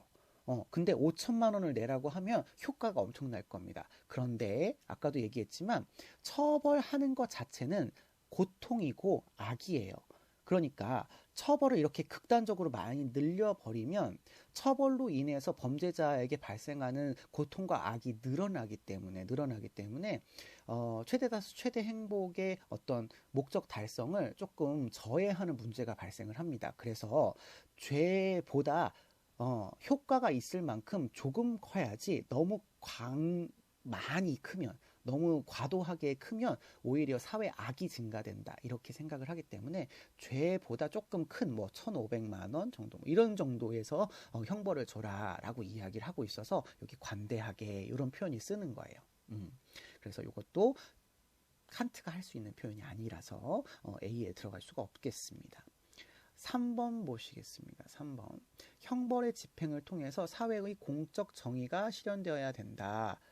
일단 벤담 선생님은 최대 다수의 최대 행복, 즉 사회의 행복을 달성해야 된다라고 하는 입장에 동의할 겁니다. 그런데 칸트가 이 말에 동의하느냐 이런 거잖아요. 칸트는 공적 정의, 그러니까 국가가 형벌을 집행함으로써 정의를 실현하는 것이 형벌의 목적이라고 봅니다. 정의를 실현하는 것이 곧 인간의 존엄성을 보장하는 것이기 때문에 정의 실현과 인간을 존중하는 내용이 같은 말이에요. 그래서 정의 실현이 목적이 있다 이런 말이 칸트한테 허용될 수 있는 표현입니다. 그래서 정답은 3번 이렇게 되셔야 될 것 같아요. 4번 형벌은 범죄자가 저지른 범죄에 상응하여 부과한다라고 하는 말은 죄와 처벌이 같다 이런 말로 해석하셔야 돼요. 그래서 칸트에 대한 설명에서는 맞지만 벤담에 대해서는 처벌이 더 커야 되니까 상응하는 아닙니다. 상응하는 아니에요. 실제로 벤담은 처벌을 했을 때 효과가 없으면 죄를 지어도 처벌을 할 필요가 없는 거니까 반드시 상응해야 되는 게 아니에요. 5번 범죄 그 자체에 대한 보복을 형벌의 주 목적으로 삼는다. 범죄를 했기 때문에 그냥 그 자체로 보복을 해야 된다. 죄를 지었으니까 그 자체로 처벌을 받아야 된다. 이렇게 이야기하는 것도 칸트이죠. 칸트. 벤담과 같은 공리주의 사상가들은 처벌을 보복의 차원에서 하는 게 아니라 사회적인 이익을 증가시키기 위해서 한다. 이렇게 이야기하셔야 될 것 같습니다. 그래서 정답은 3번이라고 찾아주시면 되겠습니다. 5번 문제도 보실게요. 민주주의적 평등의 입장은 공정한 기회균등의 원칙과 기회균등의 원칙이 나왔네요. 차등의 원칙도 나왔네요. 이런 것들의 결합에 의해서 이루어진다라고 했으니 이 사상가는 당연히 롤스 선생님이십니다. 계속 보죠. 만일 평등한 자유와 공정한 기회 균등을 요구하는 제도의 체계가 가정할 경우 평등한 자유의 원칙과 공정한 기회 균등의 원칙이 제도로서 잘 체제가 이루어져 있다면 처지가 나은 자들이 더 높은 기대치가 정당한 것으로 인정할 수 있는 유일한 조건이 최소수의 자들에게 기대치를 향상시키는 그런 작용을 하는 경우다라고 이야기하고 있습니다. 1번, 2번 이 원칙과 평등한 자유의 원칙과 기회균등의 원칙이 잘 마련되어 있으면 최소수의 자들의 기대를 향상시키는, 다시 이야기하면 차등의 원칙도 잘 보장이 되어지는 그런 체제로 작용을 한다, 이런 이야기죠. 그래서 롤스의 설명인데 기억부터 보시면 공적 정의관, 제가 이 공적 정의관, 뭐 다수의 정의관, 이 말은 모두 그냥 정의의 원칙 이렇게 얘기하라고 말씀을 드렸던 것 같아요. 그러니까 정의의 원칙이라고 생각하시면 됩니다. 왜냐하면 롤스는 원초적인 입장에서 다수의 사람들이 정의의 원칙에 합의를 했으니까 다수의 정의관이고요. 다수의 사람들이 합의한 원칙이니까 사적 정의관이 아니라 우리 모두 공적인 정의관이다, 이렇게 표현을 합니다. 에 의해서 효과적으로 규제되는 사회를 지향하는가라고 이야기하고 있습니다. 효과적으로 이런 것들 공적 정의관에 의해서 규제되는 사회니까 맞는 거죠. 맞는 겁니다. 그 다음에 니은, 자연적 사회적 우연성의 영향을 감소시키는 분배 방식은 정당화될 수 있는가? 자연적 사회적 우연한 것은 내가 노력한 게 아니라서 우리 원초적 입장을 설정을 해서 이런 우연성을 최소화시킨 상태에서 정의의 원칙을 도출하죠. 그러니까 그걸 감소시키는 분배 방식이 당연히 롤스한테는 정당화될 수 있는 방식이라고 보시면 되겠습니다. 우연하게 내가 어떤 조건을 가지고 태어난 것을 우연하게 조건을 갖지 않은 사람을 위해서 사용을 해야 되는 거니까 이걸 감소시킨다, 이렇게 표현할 수가 있겠죠. 그래서 니은은 맞는 표현이고요. 디귿, 정의의 원칙은 우연성이 배제된 상황에서 배제된 상황, 원초적 입장에서 다수결 절차에 따라 합의되어야 하는가 라고 되어 있는데, 제가 수업 시간에도 엄청 말씀을 드렸지만 다수결 아니에요. 원초적 입장이 롤스에서 놓여져 있는 사람들은 자기만 생각하는 사람들입니다. 그래서 타인에게 무관심하기 때문에 이런 다수결의 절차에 따라서 합의될 수가 없고요. 롤스에 있어서의 정의의 원칙은 원초적 입장이 놓여져 있는 모든 사람이 다 합의하는 거예요. 그래서 소수에 반대하는 사람이 없습니다. 그래서 다수결 아니에요. 이거 잘못된 표현입니다. 그 다음에 리을, 부와 소득의 불평등한 분배는 최소수혜자의 처지가 개선되는 경우에 정당화될 수 있는가? 그렇죠. 경제적이고 사회적인 어떤 불평등을 인정할 수 있는 경우는 최소수혜자가 최대 혜택을 받을 때 이런 거죠. 그래서 그렇게 되면 최소수혜자에게 혜택이 돌아가는 것 같지만 우리 모두에게 공정한 사회를 만들어주는 것이라서 이득이 된다. 이렇게 보는 게 롤스 입장이라서 정답은 4번 이렇게 찾을 수 있겠습니다. 6번 문제 보도록 하겠습니다. 이 법의 유일한 목적은 공동체 구성원들의 개인들의 행복이다. 공동체 구성원인 개인들의 행복이다. 이 말도 너무 좋은 말이네요. 예, 잘 기억해 주십시오. 당사자들의 행복을 증가시키는 행위를 승인하는 공리성의 원리는 이거 공리주의구나 이렇게 알 수 있겠네요. 공리주의를 대표하는 사람은 벤담이었죠. 벤담 선생님이구나. 이런 얘기고요. 선생님이 공리주의는 개인주의라고 말씀을 드렸잖아요. 그래서 개인주의를 기반으로 하고 있어서 개인의 쾌락을 모아서 사회의 쾌락과 개인의 쾌락을 조화시키려고 했던 것이 공리주의다. 이렇게 말씀을 드렸기 때문에 이게 개인주의에서 출발을 한다라고 하는 표현이 공리주의에서 들어갈 수가 있는 겁니다. 계속 보죠. 공리성의 원리는 개인의 사적인 모든 행위와 정부의 모든 정책에서의 유일한 기준이다. 그렇죠. 그러니까 공리주의가 되는 거죠. 자, 그 다음에 을 보시면 입법과 사회정책의 정의 여부는 그것이 원초적인 입장에서 채택된 정의의 원칙을 만족시키는지에 달려있대요. 그러니까 정의의 원칙을 따르느냐 안 따르느냐에 따라서 정의로운지 안 정의로운지가 결정이 된다. 그런데 원초적인 입장에서 해야 된다 이런 이야기를 하고 있는 거죠. 정의의 두 원칙은 권리와 의무를 분배하고 사회협동체제로부터 생긴 이익의 분배를 규제한다. 그쵸? 정의의 원칙이 적용되는 사회는 사회협동체제가 마련된 사회라고 이야기했고 그때의 권리와 의무를 분배를 잘 해서 모든 사람에게 이익이 되는 그런 사회가 좋은 사회다 이렇게 얘기하고 있으시니까 이분은 롤스 선생님이다 이렇게 이야기할 수가 있겠습니다. 보기 보겠습니다. 1번. 최소 수혜자에게 더 나은 삶의 전망은 이익이 총량 극대화 원칙에 우선한다. 이익 총량 극대화 원칙이 최대 다수의 최대 행복이죠. 최다 최행입니다. 그렇기 때문에 우선한다고 벤담한테 얘기할 수가 없죠. 2번 보겠습니다. 과거의 불의를 교정하기 위한 국가의 개입만이 유일하게 정당화가 가능하다. 이렇게 되어 있네요. 과거의 불의를 교정하는 거. 벤담은 공리주의 사상가라서 과거에 불의가 있었다라고 하는 거는 최대다 최대 행복을 저해하는 거잖아요. 그런 것들을 교정하기 위해서 국가에 개입을 하는데 이게 유일하게 정당화가 가능하다. 이거는 조금 저 벤담한테 맞지 않는 표현이죠. 과거의 불의를 교정하기 위해서 국가가 개입한다. 이게 벤담은요, 최대 다수의 최대 행복을 산출하기 위해서는 언제든지 국가의 역할을 할 수가 있잖아요. 그런데 그럼에도 이제 공리주의이기 때문에 개인의 행복을 강조하니까 국가의 역할이 그렇게 많지는 않습니다. 그렇지만 국가의 개입이 이제 과거의 불의를 교정하기 위해서만 정당하다. 이런 얘기는 아닌 거죠. 아닌 거죠. 형벌을 집행을 할 때도 과거에 무조건 잘못한 것을 형벌의 집행의 수단으로 삼는 거 아니잖아요. 아니니까 이거는 벤담에 대한 설명이라고 볼 수가 없겠습니다. 3번 모두의 처지를 개선하는 방식으로 경제적인 이익을 분배하는 것은 정당하다.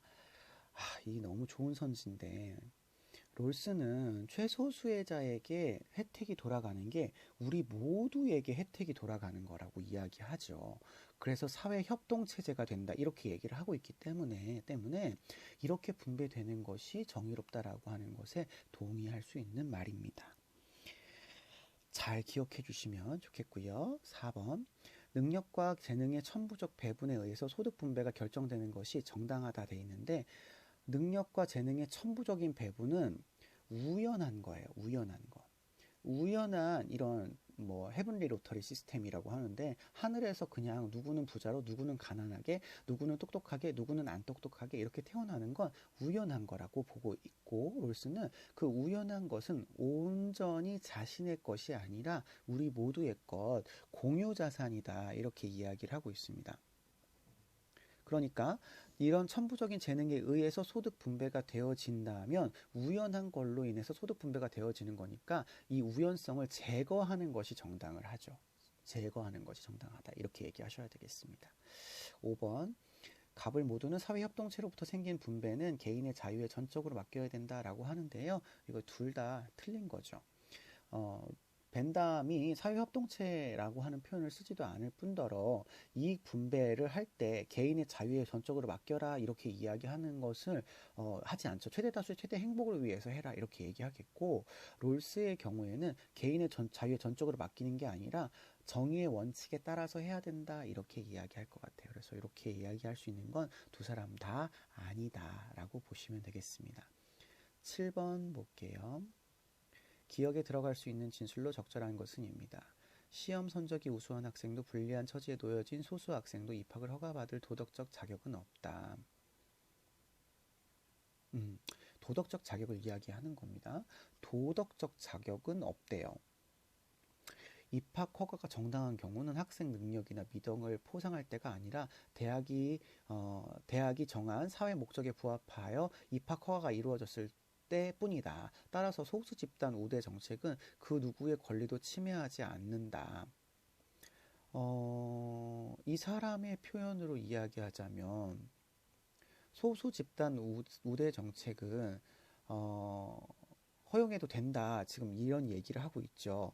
이 말이 무슨 말이냐면 시험 성적이 우수한 학생이나 불리한 처지에 놓여져 있는 소수 학생이나 도덕적인 자격이 있어서 입학을 하는 게 아니라 입학 허가가 정당한 경우는 학생의 능력이나 미덕을 포상할 때가 아니라 능력에 따라서 미덕에 따라서 입학을 허가하는 것이 아니라 대학이 정한 사회 목적에 부합하는 경우예요. 대학의 목적에 부합하는 경우에 들어올 수 있으니까 소수 집단이 대학이 정한 사회 목적에 부합한다면 소수 집단을 우대하는 그런 대학 입시 정책을 쓰는 게 가능하다 이런 이야기를 하고 있습니다. 그런데 어떤 사람은 성적이 뛰어난 자원자가 대학 입학을 허가받은 도덕적 자격을 갖추었다고 보고 소수 집단 우대 정책이 다수 집단의 성적이 뛰어난 자원자의 권리를 침해한다 이렇게 얘기한답니다. 보통 이 얘기는 롤스 선생님이 많이 동의를 하죠.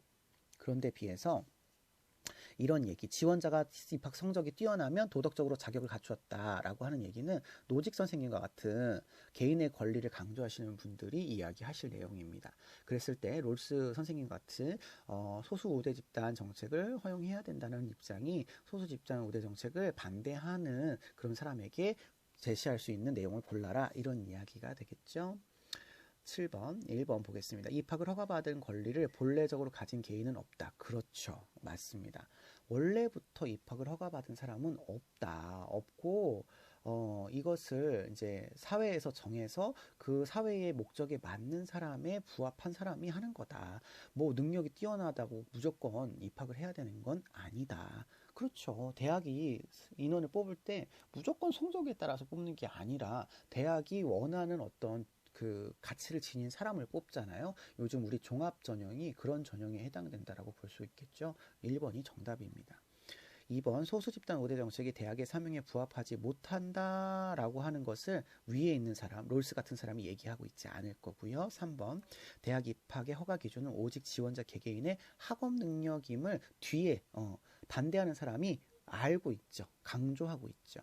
그 다음에 4번 대학이 다양한 방법으로 본연의 사회 목적을 정할 수 있다라는 것을 위에 있는 사람이 강조하고 있는 거죠. 강조하고 있지 않습니다. 뒤에 있는 사람은. 5번 개인이 대학 입학 기준에 따라 입학 허가에 대한 기대를 품어야 된다. 이런 얘기 나오지 않습니다. 이런 얘기 나오지 않아요. 이런 얘기를 위에 있는 사람도 아래에 있는 사람도 얘기하지 않으니까 틀린 답이다. 이렇게 보시면 되겠습니다. 정답은 1번이라고 보시면 되겠습니다. 8번 보도록 할게요. 8번. 갑을 사상가들이 사례 A 국가 정책에 취할 정책으로 바른 것을 골라라. 갑 보시면 분배 정의에서 소유 권리 체계, 소유 권리론 주장하시네요. 개인 간의 거래가 갖는 개인적 목표에 의해서 구성된다. 개인을 강조하는 것 같아요. 개인 간의 거래, 개인 목표. 초개인적 목표나 분배 정형을 요구하지 않는다. 그러니까 분배는 정형적인 요구가 아니라 개인의 선택에 따라서 달라질 수 있는 비정형이다. 비정형이다. 오직 취득 이전 교정의 원칙을 요구하며 그들이 선택하는 바에 따라 각자로부터 그들이 선택하는 바에 따라 각자에게 라고 말하니까 비정형적인 원리로 취득 이전 교정의 원칙에 부합한다면 마음대로 분배해도 괜찮다라고 이야기하시는 노직 선생님이시네요. 을 보시면 분배정의에서의 복합평등 체제는 복합평등 추구하네요. 전제와 정반대이기에 복합평등은 전제하고 반대가 되기에 독점의 혁파가 아니라 지배의 축소, 지배를 반대하는 거다. 복합평등은 사회적 가치의 다양성을 반영한다. 사회적 가치가 다양하기 때문에 하나의 기준이 아니라 복합 기준이다. 두 사회적 가치 간의 본원적인 관계가 전혀 없을 때 하나의 가치가 다른 가치로 전환되어서는 안 된다. 그러니까 요거는 왈처 선생님의 이야기가 되겠죠. 왈처 선생님. 자, 사례를 보시면 A 국가는 모든 구성원들에게 기본적인 의료 혜택을 보장하기 위해서 필수 욕구 충족에 필요한 일정액 이상의 근로소득이 있을 경우 이에 대한 세금을 부과하고 있대요. 기본적인 의료 혜택을 보장하기 위해서라고 이야기하고 있습니다. 자, 그러면 기업. 이게 가불의 입장을 고르시는 거네요. 기업. 해당하는 사회의 가치의 고유의 의미에 상응하는 정책이므로 찬성한다. 이렇게 이야기를 한답니다. 이거를 만약에 동의를 한다 그러시면 이 말은 왈처가 동의를 할 수 있는 말이겠죠. 왈처가. 이거는 왈처가 동의를 해야 돼요. 왜냐하면 다양한 사회적 가치에 따라서 고유한 어떤 기준을 정해야 한다. 이렇게 이야기하고 있으니까 왈처는 동의할 수 있는 말이에요. 그렇지만 노직의 경우에는 취득, 양도, 이전 그리고 교정의 원리에 맞는다면 개인이 사회적 가치, 고유한 의미에 상응하지 않아도 분배를 할 수 있는 거라서 노직은 동의하지 않을 것 같습니다. 그 다음에 니은 소유물에 대한 국가의 개입은 모두 개인의 권리를 침해하는 것이므로 반대한다라고 이야기하고 있습니다. 소유물에 대한 국가의 개입은 모두가 개인의 권리를 침해하냐라고 했을 때 노직은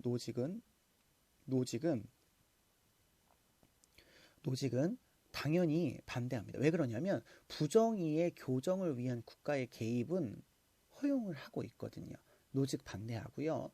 왈처 입장이라면 모두 개인의 권리를 침해한다라고 역시 보지 않아요. 왈처는 각 삶의 영역에 따라서 다른 기준으로 다르게 분배해야 된다라고 보는 거니까 모두가 개인의 권리를 침해다 이렇게 얘기하지 않고요. 당연히 왈처는 공동체주의자이기 때문에 공동체의 권리를 조금 더 강조하는 입장이라고 보시면 될 것 같아서 두 사람 모두에게 해당되지 않는 반대하는 이러한 입장으로서 두 사람 모두 해당되지 않는 내용이라고 보시면 되겠습니다.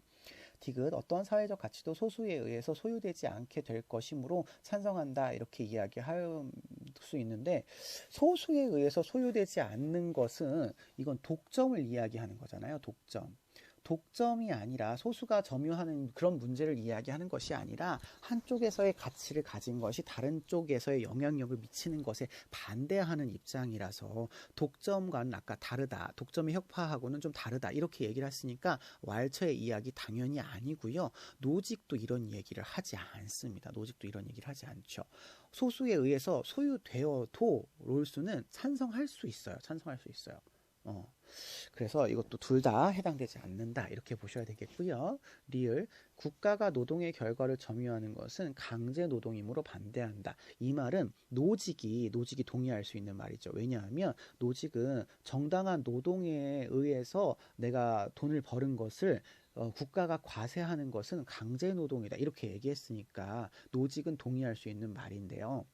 왈처는 정당한 노동을 했어도 필요에 따라서 분배되는 영역도 있었고, 그리고 균등하게 분배되는 영역도 있었기 때문에 강제 노동이다 이렇게 이야기하지 않습니다. 그래서 왈처는 X. 그러면 이 디귿선지는 노직이 선택해야 되겠고요.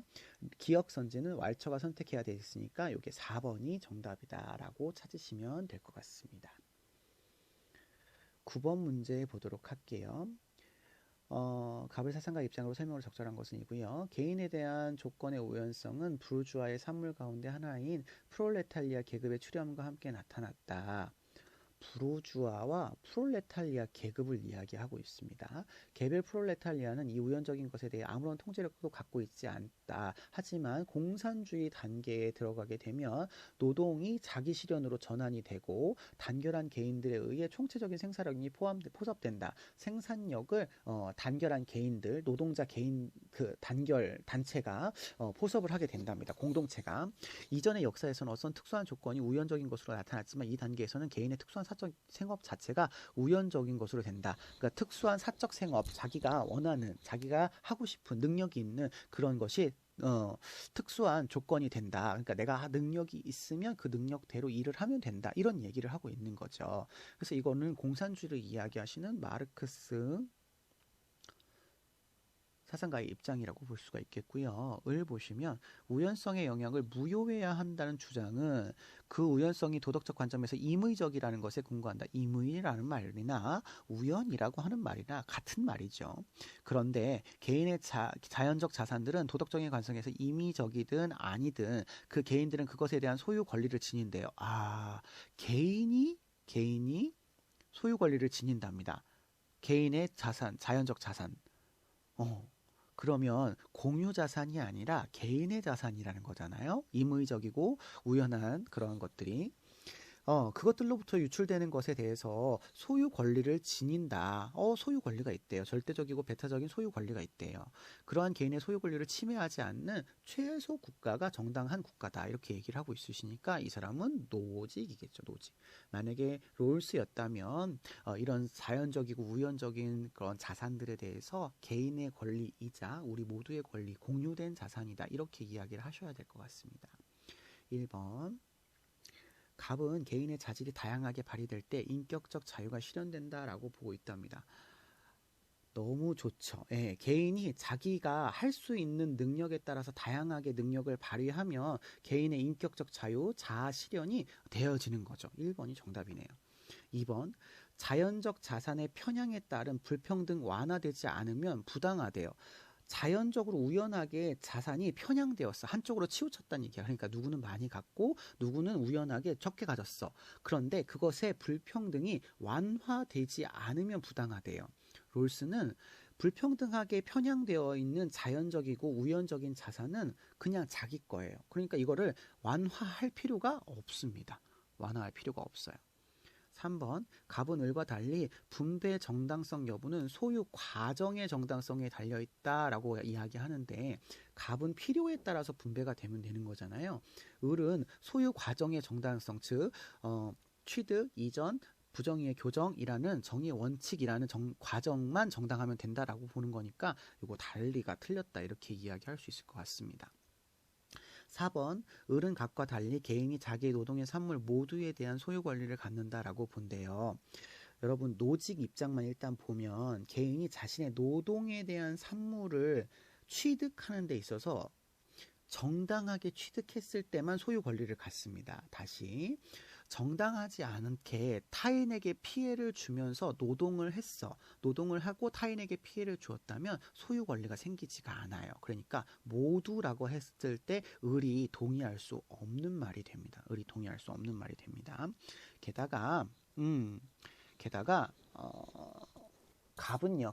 내가 노동은 내가 하지만 노동한 결과를 내가 소유하는 게 아니죠. 우리 모두 공유의 소유이고 필요에 따라서 분배를 받게 됩니다. 네. 그래서 이 말은 4번 선지는 잘못된 표현이죠.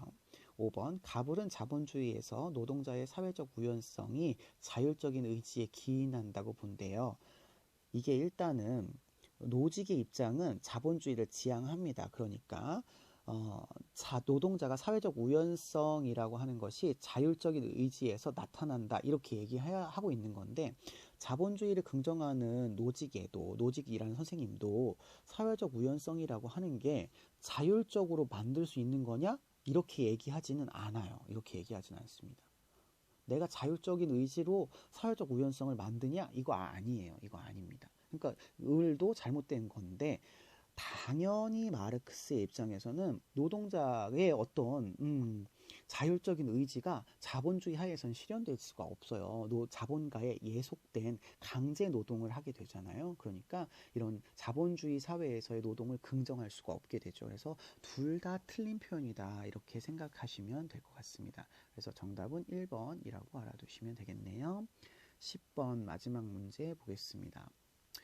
선생님이 지금 그 수특 문제를 쭉 보니까 이 10번과 같이 사회 그 교정적 정의와 관련된 문항수가 좀 많이 줄었어요. 많이 줄었다라고 하는 건 이 부분을 엄청 어렵게 낼 것 같지는 않다라고 하는 그런 전망을 해볼 수 있을 것 같아요.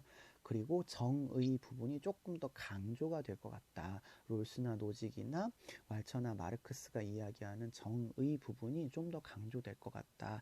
이렇게 전망을 해볼 수 있을 것 같습니다. 수능 특강이 연계 교재이기 때문에, 그래서 여러분 공부하실 때 그런 부분을 생각하셔서 공부하셨으면 좋겠어요. 10번 보겠습니다. 법은 일반 의지로부터 나온다. 일반 의지를 얘기하고 있습니다. 법의 목적은 전원 최대의 행복이다. 이 목적은 개인의 생명권을 비롯한 사회 전체의 공동체의 양도함으로써, 개인의 생명권을 비롯해 자연권 전체를 공동체에 양도한대요. 여러분 여기에 포인트를 두시면 안 됩니다. 생명권과 자연권을 공동체에 양도했다. 양도 다른 말로 계약을 맺었다. 이런 이야기죠. 계약을 맺어서 우리는 전원이 행복할 수 있다. 여기가 포인트인 겁니다. 개인도 포인트긴 하지만, 그래서 사회 계약의 목적은, 여기 계약이 나왔죠. 계약의 목적은 계약자의 생명을 보존하는 거다라고 했으니까 이 사람은 사회 계약론 사상가시고요. 모두 생명권까지 다 양도를 했다 이렇게 이야기하려면 이 사람은 루소가 되어야 됩니다. 우리 계약론을 주장하신 분은 루소와 베카리아가 있었는데, 루소는 생명권도 양도를 했기 때문에 살인을 저지른 사람은 생명을 박탈해도 괜찮다 이렇게 얘기를 하지만, 베카리아 선생님은 생명권까지 양도하지 않았다. 그러니까 국가는 사형을 집행할 수 있는 권한이 없다 이렇게 표현을 하죠. 을 보겠습니다. 법은 개개인의 특수의사, 특수의사 나왔습니다. 특수의사의 총체인 일반의사예요. 그러니까 개인들이 원하는 것을 모두 모아서 만든 게 법이라는 거죠. 그래서 개인이 사회에 자신의 생명권을 양도하는 것은 불가능하다. 선생님 금방 말씀해 드린 내용이 나왔죠? 불가능하답니다. 사형은 권리의 문제가 아니라 한 국가가 시민을 죽이는 것이 유용하다거나 필요하다고 판단되거나 벌이는 것이니까 이거는 개인에게 향한 전쟁이다. 그러니까 사형을 집행하면 안 된다. 이렇게 얘기를 합니다. 똑같은 계약론적인 관점을 가지고 있으면서도 사형 제도는 반대하고 있는 베카리아 선생님이 되시겠죠. 자, 병시 보겠습니다. 법은 실천 이성이 나왔네요. 외적으로 법칙을 수립해 실천 이성이 자기가 스스로 법칙을 만들어서 개인을 강제하는 권리의 상정이다. 그러니까 개인을 강제하는 그런 권리의 부분이래요. 근데 그게 보복법이라고 하고요. 형벌에 관하는 공적인 이성, 공공의 이성이 이런 것들을 집행을 한답니다. 공공의 이성은 다른 표현으로 국가 이렇게 생각하시면 될 것 같아요. 그러함에도 형벌받기를 의욕하는 범죄자는 계약을 그 권한의 기초로 삼는 것은 범죄자 자신이 재판관이 되게 하는 것이므로 법의 왜곡이다. 그러니까 범죄자에게 형벌을 받을 건지 말 건지를 결정하게 하면 안 되고 공적 이성인 국가가 결정하도록 해야 된다. 이렇게 이야기하고 있는 거죠. 근데 그 기준이 보복법이다. 보복법은 아까도 말씀드린 것처럼 죄와 처벌이 동등하게 이루어지는 응보주의적인 관점을 이야기한다. 이런 설명이 되겠습니다. 그러시면 병씨는 칸트 선생님이 되시겠죠. 칸트가 되겠습니다.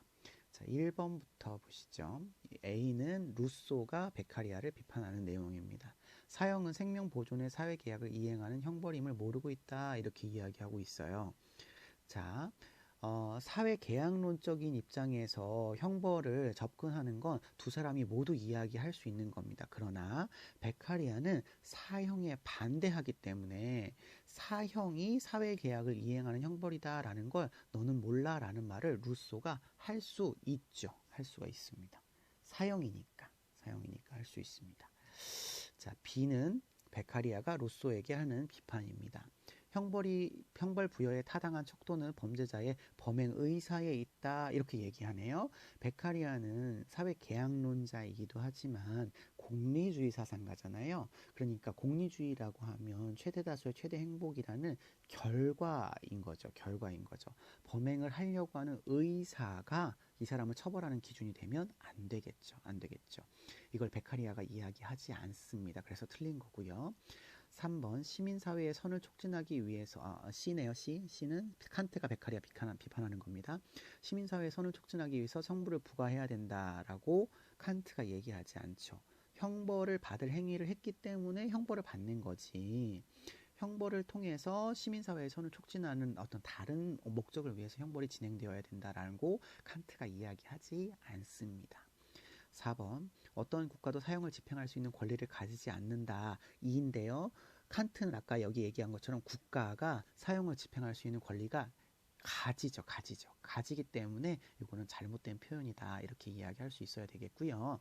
루소도 국가가 사형을 집행할 수 있습니다. 그러니까 모르고 있지 않다도 잘못된 표현이네요. 5번 D는 베카리아가 루소가 칸트를 비판하는 내용입니다. 형벌 받을 행위를 의욕했기 때문에 형벌을 받는 것이다 라고 하는 말은 형벌 받을 행위를 했기 때문에 형벌을 받는 것이다 이런 얘기거든요. 그래서 요거는 칸트에 대한 설명이 맞고요. 그러니까 모르고 있다 이렇게 칸트한테 비판을 할 수가 없고 이 말을 베카리아와 루소는 하지 않습니다. 루소는 사회계약을 유지하기 위해서 형벌을 부과하는 거고요. 베카리아도 사회계약 유지는 물론이고 세대다수 최대 행복이라고 하는 공리주의적인 관점에서 예방 목적을 위해서 실시하는 것이라서 이렇게 형벌을 받을 행위를 했기 때문에 형벌을 받는 것이다 라는 이야기를 루소와 베카리아가 둘 다 하지 않습니다. 그래서 5번도 틀린 답이다 이렇게 보시면 되겠습니다. 제가 시간이 없어서 온라인 상에서 이렇게 문제를 풀어드리기는 했습니다만 여러분 제가 이거 풀어드린 내용을 한 번씩 다시 보시고 혹시 이해가 안 가시면 선생님한테 질문을 해서라도 여러분들 이해가 완벽하게 될 수 있도록 해 주시면 좋겠고 여기와 관련된 제가 OX 문제를 굉장히 많이 나눠드렸기 때문에 OX 문제를 풀어보시면서도 각 사상가들의 입장을 나름대로 정리를 하시는 게 중요할 것 같습니다. 네, 여기까지 제가 설명을 마무리하도록 하겠습니다. 고생하셨습니다.